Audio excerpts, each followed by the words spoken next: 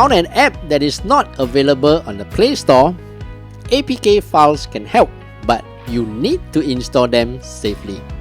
In today's video, I'll show you how to install APK Files on your Android properly. Let's get started.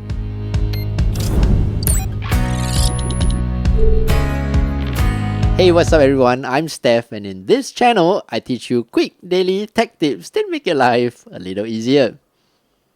For this example, I have downloaded the Fortnite APK.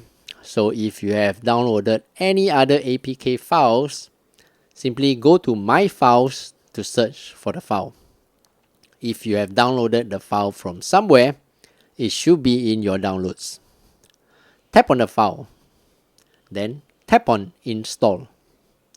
You'll get a pop-up asking you for permissions, so tap on Settings, tap on Allow Permission, tap on Install, tap on Install Anyway.